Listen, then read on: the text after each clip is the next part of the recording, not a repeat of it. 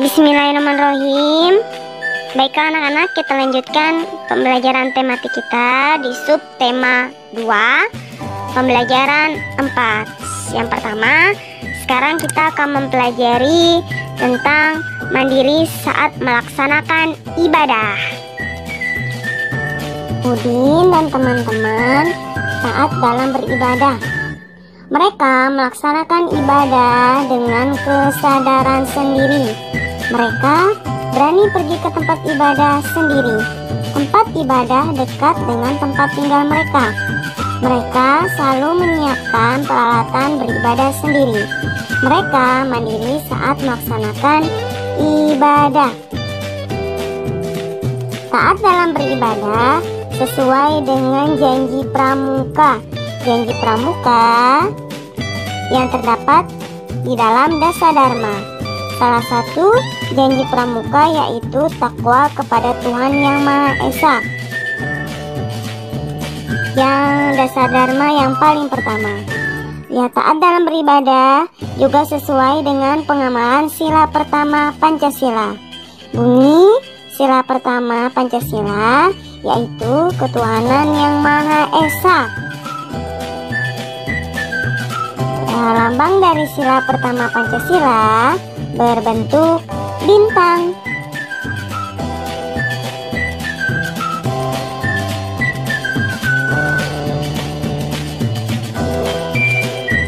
Contoh pengamalan ketuhanan Yang Maha Esa atau sila pertama.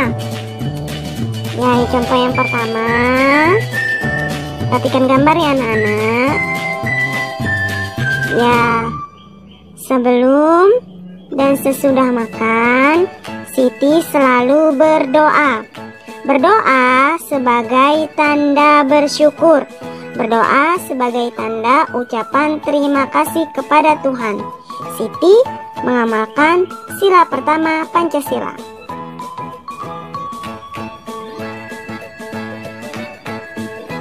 Ya, contoh yang kedua yaitu Edo taat menjalankan ibadah. Edo beribadah sesuai agama yang dianutnya. Di sini itu Edo beragama Kristen. Ya, ini pertanda bahwa Edo mengamalkan sila pertama Pancasila. Ya, contoh yang ketiga, Dayu sangat rajin merawat tanaman. Dayu mencintai tanaman. Dayu mencintai makhluk ciptaan Tuhan yaitu tanaman. Ya, jadi tanamannya ini disiram, kemudian dibersihkan ya nak ya. Ya, sudahkah kalian melaksanakan sila pertama Pancasila? Insya Allah tentunya sudah. Setiap kali kalian melaksanakan sholat wajib maupun sholat sunnah seperti sholat duha ataupun sholat tahajud. Selain itu juga kalian selalu rajin murojaah, menghafal setiap saat. Ya, seperti yang sudah Ustazah jelaskan sebelumnya, pohon kelapa yang disebut dengan pohon seribu manfaat ini dari daun hingga akarnya semuanya bisa dimanfaatkan. Bisa ingatkan kembali, pertama daunnya. Daunnya ini bisa digunakan untuk membuat ketupat atau sapu lidi. Selanjutnya buahnya bisa kita manfaatkan untuk membuat santan dan untuk bahan makanan lainnya. Nah, jadi buah kelapa ini juga bisa kita gunakan kembali untuk menanam pohon kelapa kembali yang disebut dengan buah yang baru ya, yang disebut dengan tunas kelapa. Selanjutnya batang kelapa ini bisa dimanfaatkan untuk sebagai bahan bangunan untuk pembuatan rumah. Selanjutnya akarnya bisa dimanfaatkan untuk membuat kerajinan. Selanjutnya keistimewaan dari pohon kelapa ini. Yang pertama itu buah kelapanya. Buah kelapa dapat bertahan lama. Buah kelapa selalu kuat dalam berbagai keadaan. Artinya, anggota pramuka itu harus selalu taat kepada Tuhan. Sehingga anggota pramuka seseorang yang memiliki tubuh yang kuat dan sehat. Ya, buah kelapa itu dapat tumbuh di mana saja.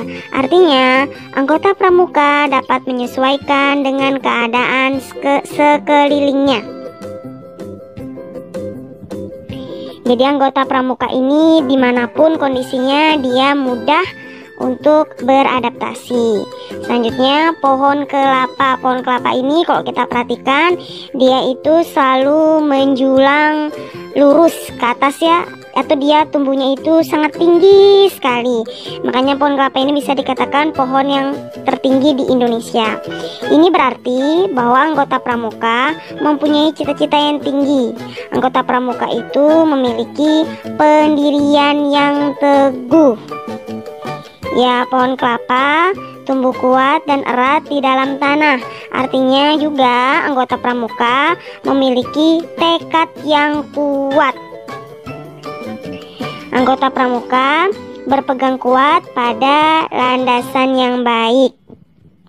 Ya, jadi kelapa ini merupakan pohon serbaguna, mulai dari ujung daun hingga akar. Pohon kelapa sangat bermanfaat. Artinya, anggota pramuka adalah manusia yang berguna. Berguna untuk tanah air, berguna untuk bangsa dan negara kesatuan Republik Indonesia, serta anggota pramuka berguna untuk seluruh umat manusia.